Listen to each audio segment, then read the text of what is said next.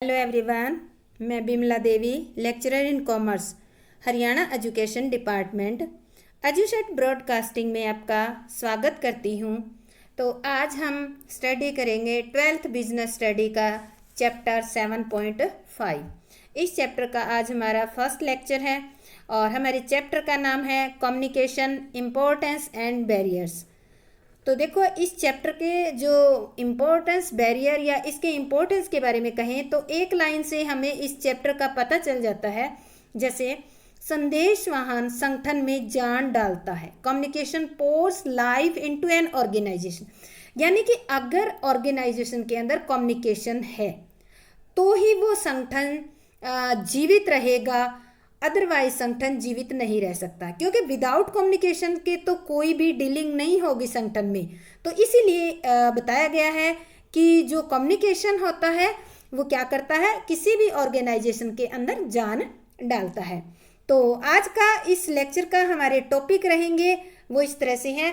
First हमारा topic है meaning of communication, next है सेकंड नंबर पे डेफिनेशन ऑफ कम्युनिकेशन, थर्ड है कैरेक्टरिस्टिक्स ऑफ कम्युनिकेशन, फोर्थ है द कम्युनिकेशन प्रोसेस, कम्युनिकेशन की प्रक्रिया के बारे में हम पढ़ेंगे कि कम्युनिकेशन किस तरह से किया जाता है, और फिफ्थ है हमारा importance of communication in management. यानी कि जो मैनेजमेंट है इसके अंदर कम्युनिकेशन की क्या इम्पोर्टेंस है, इन सब के बारे में हम आज स्टडी करेंगे इस लेक्चर के अंदर।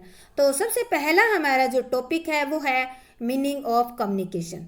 कम्युनिकेशन का अर्थ क्या है? तो देखो, ये वैसे तो कम्युनिकेशन का अगर हम मीनिंग ले तो एक फॉर्मल सी भाषा में हम कह सकते हैं कम्युनिकेशन मतलब दो या दो से ज़्यादा व्यक्तियों के बीच में आपस में जो भी विचार विमर्श होते हैं या विचारों का आदान प्रदान होता है उसको कम्युनिकेशन कहते हैं। पर हम इसमें एक सिस्टमेटिक तरीके से कम्युनिकेशन वर्ड कहाँ से आया, यहाँ से लेकर हम इसके मीनिंग को स्टडी करेंगे। तो देखो, संदेश वाहन यानी कि कम्युनिकेशन शब्द जो है वो लैटिन भाषा, कहाँ से आया है? लैटिन भाषा के कम्युनिस्ट शब्द से लिया गया है। तो ये एक नंबर का क्वेश्चन है आपका, कम्युनिकेशन शब्द कहाँ से लिया गया, कौन सी भाषा से आया है? लैटिन भाषा से। लैटिन भाषा में कम्युनिकेशन को किस नाम से जाना जाता था? कम्युनिस्ट के नाम से जाना जाता था। यानी कि जो कम्युनिकेशन जो वर्ड है वो लैटिन भाषा के कम्युनिस्ट शब्द से लिया गया है। अब इसका जिसका अर्थ है कॉमन, यानी कि कम्युनिस्ट का अर्थ है कॉमन, अर्थात आप ये कह सकते हो कि दो या दो से अधिक व्यक्तियों के बीच में समान रूप से, कॉमन मतलब दो या दो से अधिक व्यक्तियों के बीच में समान इसलिए कहा है कि दो या दो से अधिक व्यक्ति होंगे तो वो आपस में दोनों ही अपने विचारों का, भावनाओं का, अपने तथ्यों का आदान प्रदान करेंगे, तो दोनों के लिए समान है। इस प्रकार संदेश वाहन का अर्थ हुआ दो या दो से अधिक व्यक्तियों द्वारा विचारों को आपस में बांटना। अतः संदेश वाहन के अंतर्गत विभिन्न व्यक्तियों के मध्य विचारों का आदान प्रदान आता है, जिसे सुनने वाला कहने वाले के भाव से ही ग्रहण कर रहा हो। यानी कि जो व्यक्ति कुछ कह रहा है, अपने विचार बता रहा है, अपनी फीलिंग्स या अपने कोई तथ्य बता रहा है, तो सामने जो सुनने वाला है, कई बार अगर डायरेक्ट है, आमने सामने है, तो वो क्या बात कहेगा उसके हाव भाव, उसके एक्सप्रेशन देखकर ही पता चल जाता है।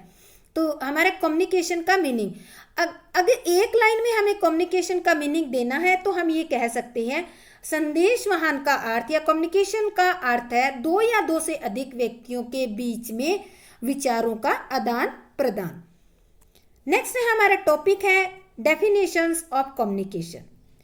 तो देखो, डेफिनेशन जो है डेविस के अनुसार दी गई है। संदेश वाहन एक प्रक्रिया है जिसके अंतर्गत संदेश एवं समझ, देखो यहाँ दो वर्ड है, संदेश एवं समझ को एक व्यक्ति से दूसरे व्यक्ति तक पहुंचाया जाता है। अब देखो, इसमें संदेश आया है और समझ आया है। ए व्यक्ति जो है संदेश बी व्यक्ति को देगा, तो बी व्यक्ति ए व्यक्ति द्वारा दिए गए संदेश को समझेगा। इसलिए इन्होंने कहा है कि एक प्रोसेस है, यानी कि एक प्रक्रिया है। प्रक्रिया के अंदर क्या होता है, यानी कि स्टेप बाय स्टेप हर एक कार्य होता है। जैसे कि संदेश लिखने से लेकर, सोचने से लेकर संदेश समझने तक की जो क्रिया होती है वो इंक्लूड की जाती है। इसलिए डेविस ने कहा है कि संदेश वाहन एक प्रक्रिया है जिसके अंतर्गत संदेश एवं समझ को एक व्यक्ति से दूसरे व्यक्ति तक पहुंचाया जाता है। नेक्स्ट जो डेफिनेशन है वो दी है C.G. ब्राउन के अनुसार, संदेश वाहन एक व्यक्ति से दूसरे व्यक्ति तक सूचना का हस्तांतरण है। यानी कि जो सूचना एक व्यक्ति के पास होती है वही सूचना वो व्यक्ति किसी दूसरे व्यक्ति को देता है। हस्तांतरण मतलब देता है, चाहे उसके द्वारा विश्वास उत्पन्न हो या नहीं, विनिमय हो अथवा नहीं, लेकिन हस्तांतरित सूचना प्राप्तकर्ता को ठीक प्रकार से समझ में आनी चाहिए। अब ये बात आई है कि एक व्यक्ति के पास जो सूचना है वो दूसरे व्यक्ति को देता है, चाहे उस व्यक्ति में उसका विश्वास हो नहीं हो, चाहे वो व्यक्ति उस सूचना को आगे किसी विनिमय करे ना करे, पर एक बात ध्यान रखनी है कि वो सूचना जिसको भी दी जा रही है उस व्यक्ति को समझ में आ जानी चाहिए। नेक्स्ट हमारे टॉपिक है कैरेक्टरिस्टिक्स ऑफ कम्युनिकेशन, यानी कि संदेश वाहन की विशेषताएं क्या है। तो विभिन्न परिभाषाओं का अध्ययन, हमने 2 परिभाषा देखी है, इससे हमें काफी कुछ स्पष्ट हो गया कि संदेश वाहन की विशेषताएं क्या क्या हो सकती है। सबसे पहला जो है परिभाषा के अकॉर्डिंग अगर हम देखते हैं तो परिभाषा में भी आया है कि 2 या 2 से अधिक व्यक्ति होने चाहिए कम्युनिकेशन में। तो पहले इसकी विशेषता बनती है कि 2 या 2 से अधिक व्यक्ति, 2 और मोर पर्सन। संदेश वाहन की ये पहली विशेषता है और एक बहुत ही इंपॉर्टेंट विशेषता है। इसमें कम से कम 2 व्यक्तियों का होना जरूरी है। क्यों? क्योंकि कोई भी अकेला व्यक्ति स्वयं के साथ या अपने विचारों का वो आदान प्रदान नहीं कर सकता। अकेला व्यक्ति अपनी बात, अगर सामने कोई नहीं होगा या दूसरा नहीं होगा सुनने वाला या कोई ऐसा मैसेज लेने वाला नहीं होगा, तो व्यक्ति अपने विचारों को, अपनी भावनाओं को, अपने तथ्यों को दूसरों तक नहीं पहुंचा सकता। अकेला व्यक्ति अपने आप से कम्युनिकेशन नहीं कर सकता। तो अपनी बात कहने के लिए एक सुनने वाले की जरूरत होती है। इसलिए पहली विशेषता क्या है? 2 या 2 से अधिक व्यक्ति होने चाहिए। सेकंड हो गया, पहले तो 2 या 2 से अधिक व्यक्ति हो गए विशेषता में। सेकंड है विचारों का विनिमय, एक्सचेंज ऑफ आइडिया। एक्सचेंज मतलब विनिमय, अपने विचार दूसरे को देने, यानी कि उस ट्रांसफर करने, उसको बताने और दूसरे के विचारों को सुनना, इसको कहते हैं विनिमय। विनिमय मतलब एक्सचेंज करना आपस में। जैसे हम बातें करते हैं तो हम अपनी बात सामने वाले को बताते हैं और सामने वाला भी अपनी बात हमें बताता है, इसी को कहते हैं एक्सचेंज। विचारों के आदान प्रदान के अभाव में संदेश वाहन की कल्पना नहीं की जा सकती। देखो, अगर हम अपने विचारों का आदान प्रदान मतलब एक दूसरे को नहीं बताएंगे, नहीं भेजेंगे अपने विचार दूसरे तक, तो संदेश वाहन की कल्पना ही नहीं की जा सकती, सोचा ही नहीं जा सकता। संदेश वाहन की प्रक्रिया को पूरा करने के लिए 2 या 2 से अधिक व्यक्तियों के बीच में, देखो पहली कंडीशन है 2 या 2 से अधिक, दूसरी कंडीशन है 2 या 2 से अधिक व्यक्तियों के बीच में विचारों, आदेशों, भावना आदि का विनिमय होना चाहिए। तो सेकंड विशेषता यह है कि 2 या 2 से अधिक व्यक्ति तो हो। अगर 2 या 2 से अधिक व्यक्ति है, वो कुछ बोले ही ना, चुपचाप बैठे रहे, तो क्या कम्युनिकेशन होगा? नहीं होगा। तो दोनों के बीच में, दोनों के आपस में विचार, आदेश, भावनाएं, फीलिंग्स जो भी हैं, उनका एक्सचेंज होना भी जरूरी है। तो सेकंड विशेषता क्या होगी आपकी? विचारों का विनिमय। थर्ड है आपसी समझ, यानी कि म्यूचुअल अंडरस्टैंडिंग। देखो, हम विचारों का आदान प्रदान उसी के साथ करते हैं जिसके साथ म्यूचुअल अंडरस्टैंडिंग होती है। जर्नल सी अगर हम बात करें तो आपसी समझ से अभिप्राय है कि सूचना भेजने वाला अपनी बात कहने वाले का जो भाव है उसी अर्थ में सूचना प्राप्त करने वाला उसे समझ ले। यानी कि सामने वाले के भाव के अकॉर्डिंग ही बात कही जाती है और सामने वाला फिर अपने जो सामने जिसने बात कही है उसके अकॉर्डिंग ही वो बात को समझेगा। उसी अर्थ में सूचना प्राप्त करने वाला उसे समझ ले। संदेश वाहन की प्रक्रिया के लिए सूचना प्राप्तकर्ता के लिए सूचना का पालन करना आवश्यक नहीं है। देखो, इसमें केवल समझना जरूरी है।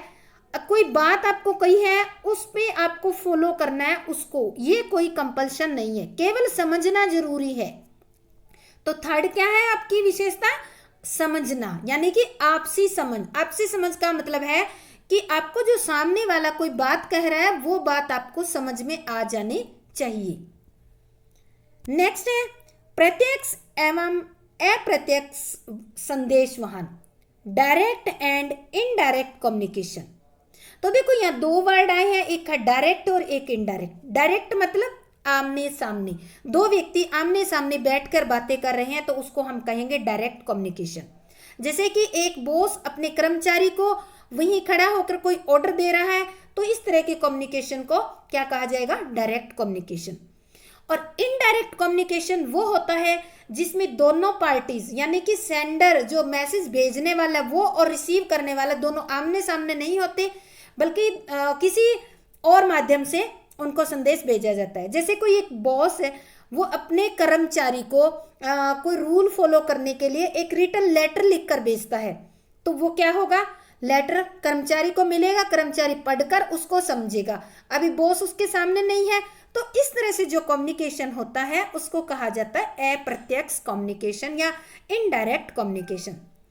संदेश वहन के लिए आवश्यक नहीं है कि सूचना देने वाला व सूचना लेने वाला आमने सामने हो। संदेश वहन प्रत्यक्ष और अप्रत्यक्ष दोनों प्रकार से हो सकता है। प्रत्यक्ष संदेश वहन का अभिप्राय आमने सामने वार्तालाप से है, जबकि अप्रत्यक्ष संदेश वहन में संदेश अन्य साधनों के माध्यम से भेजा जाता है। फिफ्थ है कॉन्टिन्यूअस प्रोसेस, लगातार प्रक्रिया। देखो जो संदेश वहन की प्रक्रिया है वो लगातार होती है। जैसे कि जो बॉस है अपने कर्मचारियों को डेली ऑर्डर देते हैं कि क्या काम करना है, कैसे करना है, कब करना है। इस तरह से आप कक्षा में बैठे हो तो आपका टीचर डेली आता है क्लास में, डेली आकर आपको बताना है कि आज आपको ये चैप्टर पढ़ना है, ये लर्न करना है, ये टेस्ट देना है, इस तरह से। तो ये क्या है, कॉन्टिन्यूस प्रोसेस है। 2 दिन टीचर क्लास में आके चुपचाप खड़ा होके चला जाए, कोई काम ना दे, तो क्या होगा, कम्युनिकेशन होगा नहीं, तो बच्चे काम भी नहीं करेंगे। तो इसलिए कम्युनिकेशन की जो प्रोसेस है वो कैसी होनी चाहिए, कॉन्टिन्यू। संदेश वहां लगातार या कभी कभी समाप्त होने वाली प्रक्रिया है, यानी कि कभी समाप्त न होने वाली प्रक्रिया है, कंटिन्यू चलती रहती है। जैसे व्यवसाय में प्रबंधक द्वारा अपने अधीनस्थों को कार्य सौंपना, कार्य की प्रगति जानना, दिशा निर्देश देना, ये क्रियाएं लगातार चलती रहती है। देखो बॉस होता है वो अपने अधीनस्थ यानी कि अपने नीचे जो कर्मचारी है उनको कार्य सौंपता है कि उनको आज क्या कार्य करना है। शाम को जैसे उनके कार्य की प्रगति को जांचता है कि किस कर्मचारी ने कितना कार्य किया। अगर मान लेते हैं कार्य जो स्टैंडर्ड है उसके अकॉर्डिंग नहीं हुआ है तो उसकी कमी के बारे में उसको कुछ दिशा निर्देश भी दिए जाते हैं। तो इस तरह से ये जो रूटीन है ये कंटिन्यू चलती रहती है, इसमें ब्रेक नहीं होता। नेक्स्ट है शब्दों व संकेतों का प्रयोग, use of word as well as symbols. देखो सूचनाओं के विनिमय के लिए यानी कि जो इंफॉर्मेशन एक्सचेंज है इसके लिए जरूरी नहीं है कि आमने सामने हो, मौखिक हो। इसके लिए 3 तरीके हैं, कई साधन होते हैं। जैसे दिए कि सूचनाओं के विनिमय के लिए अनेक साधन हो सकते हैं, जैसे लिखित भी हो सकता है, मौखिक और सांकेतिक। लिखित में आता है जैसे बॉस अपने कर्मचारियों को रिटन फॉर्म में कुछ ऑर्डर देता है, वो लिखित हो गया। मौखिक में ये होता है कि कर्मचारियों को खुद जाकर बताए कि आपको फला काम इस तरीके से करना है, तो उसको मौखिक संदेशवान कहेंगे। सांकेतिक संदेशवान के अंदर सबसे बेटर एग्जांपल आप ले सकते हो, आप स्कूल में रहते हो, जब स्कूल लगता है तो एक बेल बजती है, हर पीरियड के बाद जब ऑफ होता है तो बेल लगती है, रिसेस की बेल होती है, तो वो क्या संकेत है? क्योंकि स्कूल में बहुत सारे बच्चे होते हैं, जहाँ स्ट्रेंथ ज्यादा होती है वहाँ कुछ न कुछ संकेत बनाए जाते हैं, उस संकेत से उनको पता चल जाता है कि ये ओपनिंग टाइम है, क्लोजिंग टाइम है, रिसेस टाइम है। तो इस तरह से सांकेतिक संदेश वहन भी किया जाता है। अगर आमने सामने तो भी सांकेतिक कर सकते हैं, जैसे कि गर्दन हिलाकर जवाब देना, इस तरह से। तो इसको हम स्टडी करते हैं। सांकेतिक संदेश वहन के उदाहरण कुछ, जैसे स्कूल या कॉलेज की छुट्टी की घंटी बजना, गर्दन हिलाकर कोई बात कहना, आंखें दिखाना, जैसे डराने के लिए। कई बार देखा होगा कि आपके घरों में बच्चे होते हैं, बच्चों को क्या करते हैं, कई बार कहना नहीं मानते या कोई और बैठा होता है तो उनको आंखें निकाल कर, आंखें यानी कि आंखें दिखाकर उनको डराया जाता है कि ताकि वो चुप रहे, इस तरह जब कहना ना माने तब।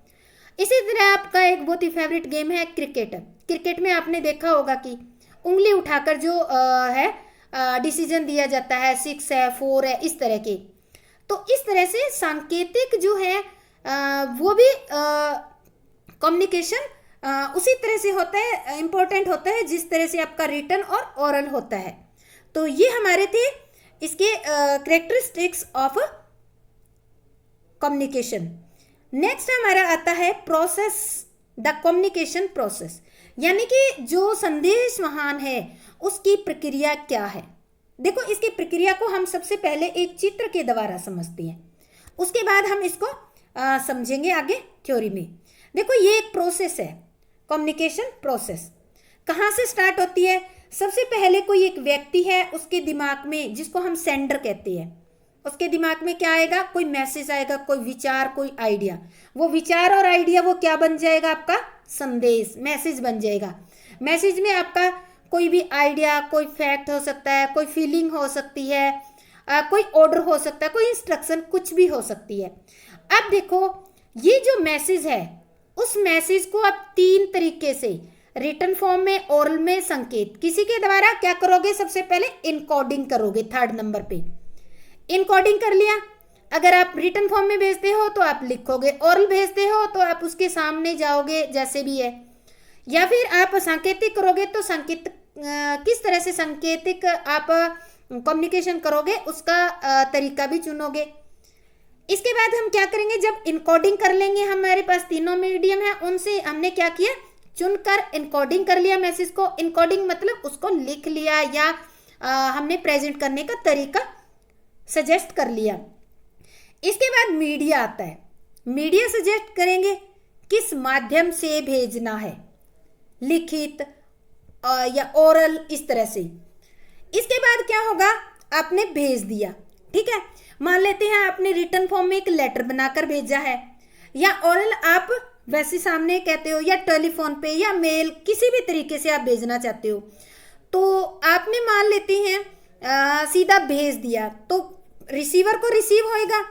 रिसीव क्या करेगा? इसको डीकोडिंग। डीकोडिंग मतलब जो आपका मैसेज मिला है उसको पढ़ना, समझना, उसको क्या कहा जाता है? डीकोडिंग कहा जाता है। अब रिसीवर क्या करेगा? मैसेज को डीकोडिंग करके रिसीव करेगा। डीकोडिंग पहले इसलिए आया है क्योंकि वो मैसेज को लेकर पढ़ेगा, समझेगा, तभी उसको वो आपने जो असली मैसेज भेजा है वो उसी रूप में मैसेज मिलेगा। तभी हम रिसीवर, ये लास्ट में 6 पॉइंट तभी रिसीवर दिया है। पहले क्या करेगा? वो मैसेज को, जैसे ही कोई एनवेलप में आपने भेजा, वो लेटर गया है, तो वो खोल के उसको रीड करेगा। तो इस तरह से क्या हो जाता है? 6 नंबर तक रिसीवर तक पहुंच जाता है। अब देखो, आप यहाँ बैठे हो, ठीक है, आपने ए हो और आपने बी तक मैसेज भेजा है, ठीक है। अब ए जो व्यक्ति है वो ये चाहता है कि मैंने जो बी को मैसेज भेजा है, क्या उसको समझ आ गया है या नहीं आया है। तो ए साथ के साथ क्या चाहेगा? फीडबैक भी चाहेगा। तो अब जो बी है, जो 6 नंबर पे जिसने रिसीव किया मैसेज, वो क्या करेगा? फीडबैक देगा। फीडबैक में वो जो भी उसके पास मैसेज आया उसके अकॉर्डिंग ही फीडबैक देगा। जैसे कि हम एक क्लास रूम का एग्जांपल लेते हैं। जैसे आपके टीचर ने कोई चैप्टर आपको समझाया है, ठीक है, आपसे पूछते हैं कि आपको बच्चों समझ आ गया, तो आप क्या कहते हो? जिनको समझ आ गया कहते हो यस समझ आ गया, जिसको नहीं आया तो आप क्या कहते हो? समझ नहीं आया। तो यही फीडबैक होती है। जो मैसेज मिला है उसको रीड करने के बाद आप समझे हो, नहीं समझे हो, या आपने उसका जो कंक्लूजन निकाला है या उसमें जो बात है उसके बारे में आप फीडबैक दे सकते हो। अब देखो, बीच में यहाँ आपको नॉइस दिख सकता है, ठीक है। ये नॉइस क्या होता है? शोर जिसको कहते हैं। ये किसी तरीके से आ सकता है। जैसे अगर हम डायरेक्ट कर रहे हैं तो उसके बीच में कोई शोर शराबा आ रहा है, जैसे आप दो बंदे बात कर रहे हैं और ट्रेन आ गई साइड में से, बहुत शोर हो जाएगा, एक दूसरे की बात सुनाई नहीं देगी, यानी कि जो भी प्रॉब्लम आ जाए।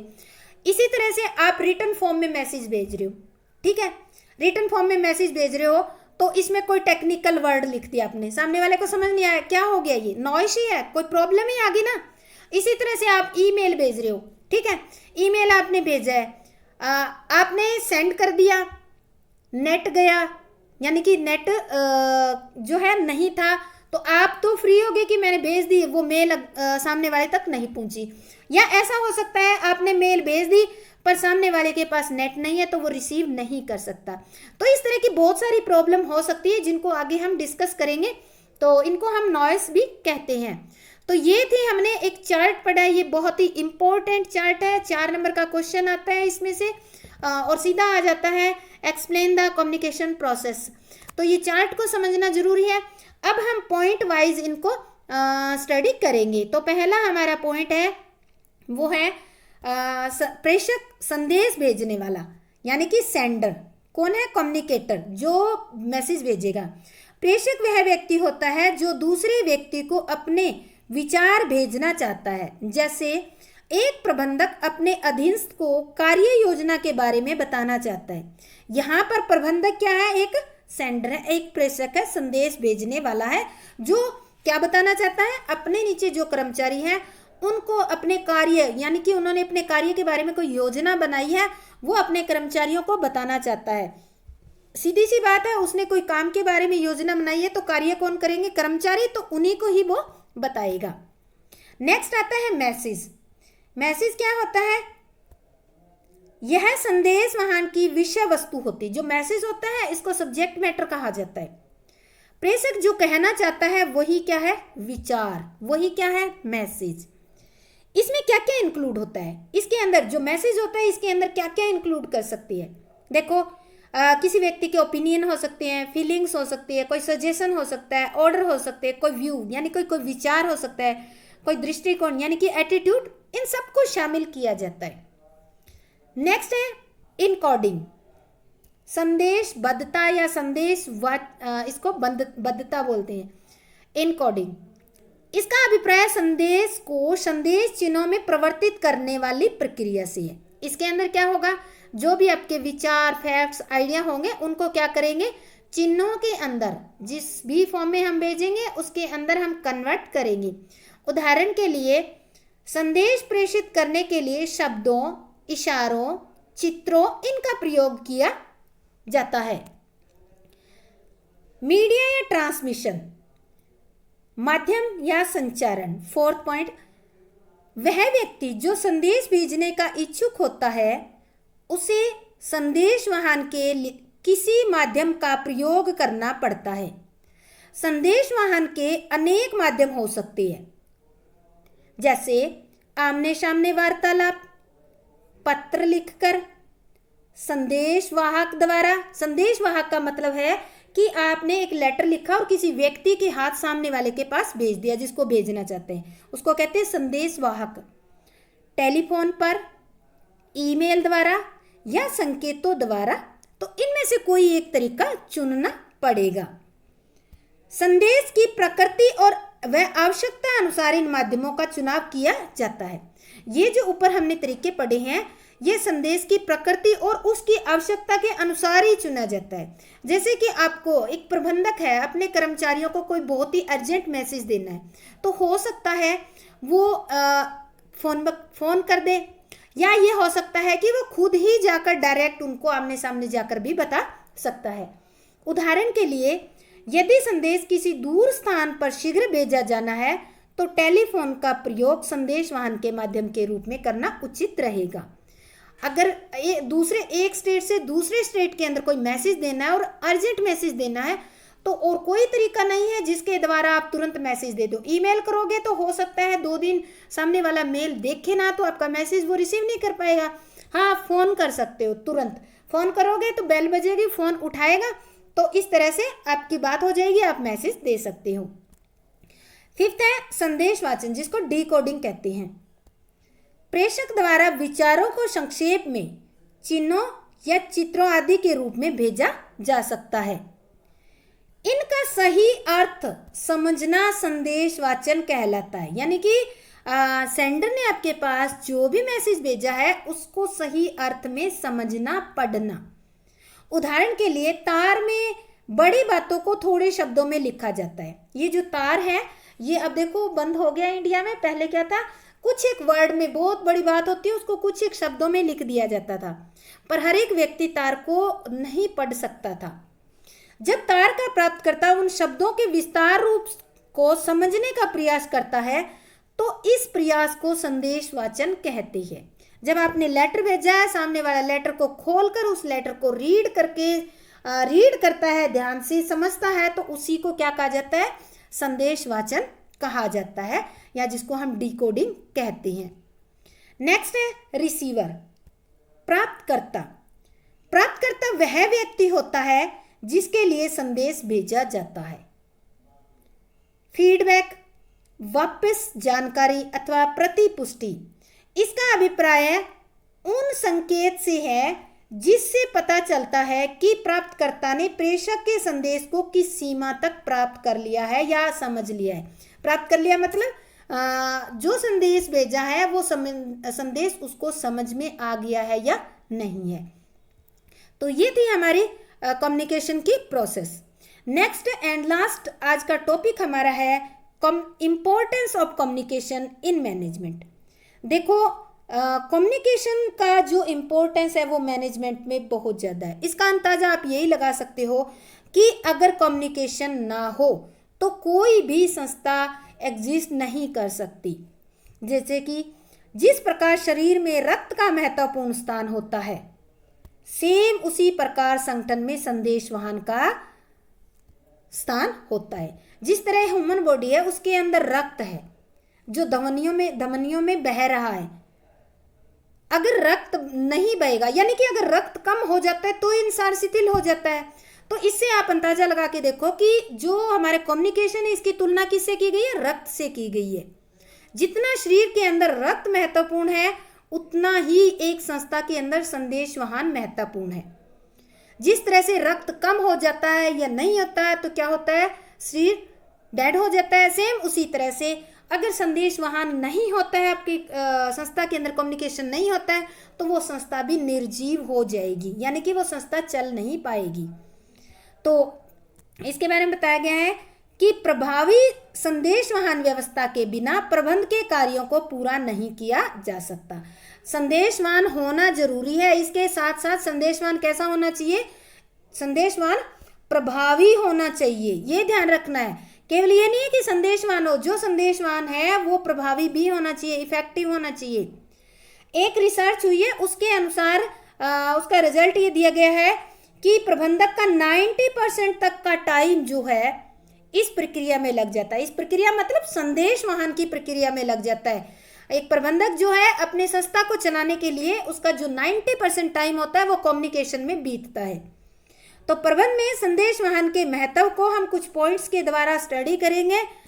तो सबसे पहला हमारा पॉइंट है समन्वय के आधार के रूप में काम करना, act as basis of coordination. देखो अगर कम्युनिकेशन नहीं है तो कोऑर्डिनेशन भी नहीं हो सकता, सीधी सी बात है। आज औद्योगिक इकाइयों में संगठन का प्रारूप कार्य विभाजन के आधार पर निर्धारित किया जाता है। आजकल जितने भी औद्योगिक इकाइयां, जो भी संगठन है, उनका जो फॉर्मेट है वो इस तरह से बना हुआ है कि उनका जो काम होता है वो जो काम होता है वो आपस में बांटा होता है, यानी कि कार्य श्रम विभाजन के आधार पर किया जाता है। सफलता प्राप्ति के लिए विभिन्न क्रियाओं में समन्वय आवश्यक है। अब देखो कार्य विभाजन कर दिया तो उनके बीच में आपस में कैसे होनी चाहिए? जो एक्टिविटी बनी है, जो क्रियाएं हैं, उन क्रियाओं में आपस में तालमेल होना जरूरी है। समन्वय के लिए यह आवश्यक है कि सभी व्यक्तियों में संगठन के लक्ष्यों के संबंध में आपसी समझ उत्पन्न हो और उन्हें मालूम हो कि इन लक्ष्यों को किन साधनों से प्राप्त किया जा सकता है। साथ ही उन्हें इस बात की भी पूरी जानकारी होनी चाहिए कि उनकी क्रियाओं में क्या संबंध है, और ऐसा केवल तभी संभव हो सकता है जब एक फर्म के अंदर या एक संस्था के अंदर प्रभावपूर्ण संदेशवाहन है। अगर एक इफेक्टिव कम्युनिकेशन नहीं है तो ये कोऑर्डिनेशन भी संभव नहीं हो सकता। तो कोऑर्डिनेशन के लिए क्या जरूरी है? एक इफेक्टिव कम्युनिकेशन। नेक्स्ट आता है उपकरण की शांतिमय कार्यवाही में सहायक, help in smooth working of an enterprises. जो उद्योग होता है उसमें शांतिमय तरीके से कार्यवाही कंप्लीट करने में भी कम्युनिकेशन हेल्प करता है। एक उपकरण की स्थापना के, उपकरण मतलब एक जो औद्योगिक इकाई है उसकी स्थापना के विचार से ही संदेश वाहन प्रारंभ हो जाता है। जब भी आपके दिमाग में आता है कि कोई हम बिजनेस करेंगे, कोई यूनिट सेट करेंगे, तो जैसे ही वो दिमाग में विचार आए तभी से आपके कम्युनिकेशन स्टार्ट हो जाता है, और तब तक चलता है जब तक वो उपक्रम बंद नहीं हो जाता। बंद होता है तभी खत्म होता है, स्टार्टिंग होने के साथ स्टार्ट हो जाता है। संगठन के लिए जाने वाले सभी निर्णय तथा की जाने वाली सभी क्रियाएं संदेश वाहन पर निर्भर करती है। जितने भी एक फर्म के अंदर डिसीजन लिए जाते हैं और जितनी भी क्रियाएं की जाती है, वो सारी की सारी क्रियाएं और सारे के सारे डिसीजन एक इफेक्टिव कम्युनिकेशन पर डिपेंड करते हैं। नेक्स्ट है निर्णय लेने के आधार के रूप में काम करना, act as basis of decision making. निर्णय लेने से पहले अनेक संबंधित सूचनाएं एकत्रित करनी पड़ती है। देखो, एक फर्म के अंदर कोई भी डिसीजन लिया जाता है, उससे पहले जिसके बारे में डिसीजन लेने जा रहे हो उससे रिलेटेड बहुत सारी आपको इंफॉर्मेशन चाहिए होती है, जिनके आधार पर किसी विचार को अंतिम रूप का मतलब है जिसके बेस पर, उन इंफॉर्मेशन के बेस पर आप उसके बारे में डिसीजन लेते हो। निर्णय से संबंधित सूचनाओं को संदेश वाहन के द्वारा ही प्राप्त किया जा सकता है। अब आपको डिसीजन लेने के लिए इंफॉर्मेशन चाहिए, इंफॉर्मेशन कैसे मिलेगी आपको? केवल कम्युनिकेशन के द्वारा। यही नहीं बल्कि निर्णय को प्रभावपूर्ण तरीके से लागू करने के लिए भी संदेश वाहन का प्रयोग किया जाता है। आपने डिसीजन ले लिया, लेने के बाद उसको लागू करना है तो लागू भी तभी होगा जब इफेक्टिव कम्युनिकेशन होगा, अदरवाइज नहीं होगा, क्योंकि डिसीजन को लागू करने के लिए भी इफेक्टिव कम्युनिकेशन की जरूरत होती है। प्रबंधकीय क्षमता में वृद्धि, इंक्रीज मैनेजरियल इफेक्टिवनेस। संदेश वाहन के माध्यम से ही प्रबंधक निर्धारित किए गए उद्देश्यों की जानकारी अन्य व्यक्तियों को देता है, क्योंकि जो एक प्रबंधक होता है वो क्या करता है? अपने फर्म से रिलेटेड इंफॉर्मेशन लेता है, इंफॉर्मेशन देखकर ही वो बताता है कि हमारे उद्देश्य है, कहाँ तक प्राप्त हो चुके हैं और कहाँ तक प्राप्त हमें करना है। तो इन सब की जानकारी अपने फर्म के व्यक्तियों को देते हैं। साथ में संकेत जारी करते हैं, कार्यभार का भी बंटवारा करते हैं। उस उद्देश्य को पूरा करने के लिए संकेत जारी करते हैं, कार्यभार का बंटवारा करते हैं तथा अधीनस्थ कर्मचारियों के कार्य पर नियंत्रण भी रखते हैं, ताकि इनका जो उद्देश्य है वो जो इनको अचीव करना है वहां तक अचीव कर ले। संदेश वाहन के अभाव में प्रबंधक संगठन का एक निष्क्रिय अंग बनकर रह जाता है। अगर संगठन के अंदर कम्युनिकेशन नहीं है तो प्रबंधक क्या करेगा? चुपचाप गूंगे की तरह बैठ जाएगा, एक निष्क्रिय अंग बन जाएगा, क्योंकि बिना कम्युनिकेशन के तो एक पत्थर के समान हो जाएगा। जिस तरह एक पत्थर पड़ा होता है वो कम्युनिकेशन नहीं कर पाता, तो वो जहाँ है वहीं पड़ा रहता है, कोई एक्टिविटी नहीं कर सकता, ना कोई प्रोडक्टिव एक्टिविटी। तो इसी तरह से कम्युनिकेशन के अभाव में एक प्रबंधक भी निष्क्रिय अंग बनकर रह जाएगा, जबकि संदेश वाहन की उपस्थिति में उसकी कार्यकुशलता में वृद्धि होती है। जितना कम्युनिकेशन इफेक्टिव होता है और प्रबंधक की कार्यकुशलता उतनी ही इफेक्टिव होती है। नेक्स्ट है सहयोग तथा शांति को बढ़ावा देना, promotes cooperation and industrial peace. औद्योगिक शांति से अभिप्राय श्रम प्रबंध संबंधों में मधुरता, यानी कि औद्योगिक शांति का मतलब है जो श्रम है और प्रबंध दोनों के बीच में, श्रमिक और प्रबंधक वर्ग दोनों के अंदर श्रम प्रबंध संबंध लिखे हैं। इसका मतलब है श्रमिक वर्ग और प्रबंधक वर्ग दोनों के बीच में आपस में तालमेल होना चाहिए, मधुरता होनी चाहिए। और ऐसा तभी संभव है जब श्रमिक वर्ग एवं प्रबंधक वर्ग के मध्य में द्विमार्गीय संदेश वाहन हो। द्विमार्गीय संदेश वाहन का मतलब है कर्मचारी जो है अपनी बात प्रबंधक को बताए और प्रबंधक अपने जो भी रूल रेगुलेशन है वो कर्मचारियों को बताए। दोनों तरफ से कम्युनिकेशन होना चाहिए, तभी ये संभव हो सकता है, आपस में मधुरता हो सकती है, अदरवाइज इंडस्ट्रियल पीस की कामना नहीं कर सकती। संदेश वाहन के माध्यम से दोनों पक्षों को अपनी बात कहने का अवसर मिलता है। परिणाम स्वरूप इससे क्या फायदा होता है?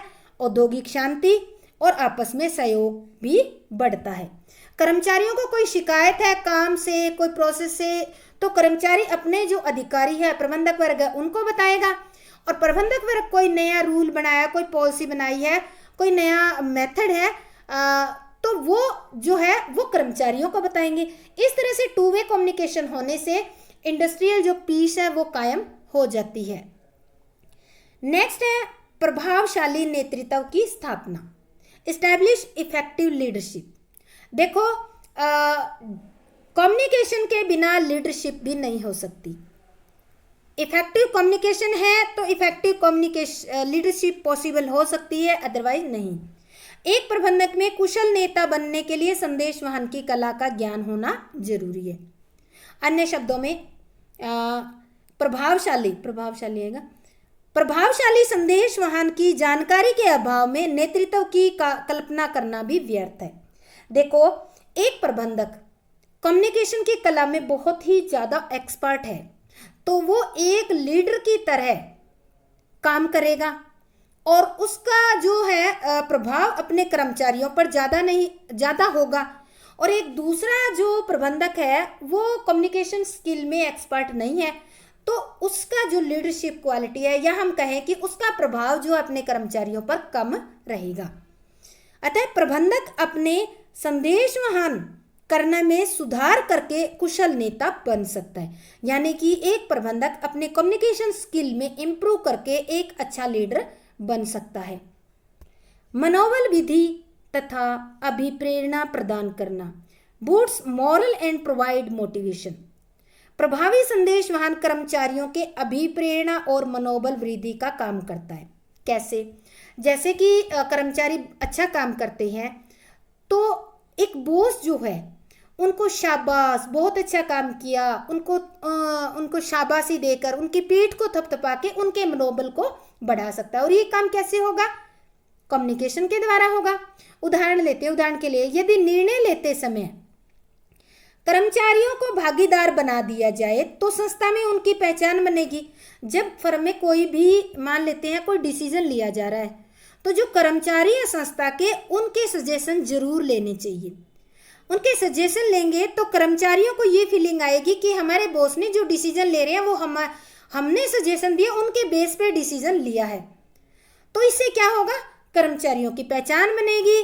दूसरा, ऐसी स्थिति में निश्चित रूप से अभिप्रेरित भी होंगे कर्मचारी और उनका मनोबल भी बढ़ेगा और जो निर्णय लिया जाएगा उसको लागू करना भी इजी होगा, क्योंकि कर्मचारियों में ये फीलिंग है कि ये जो डिसीजन है वो हमारे सजेशन के बेस पे है तो इसको लागू करना भी हमारा फर्ज है।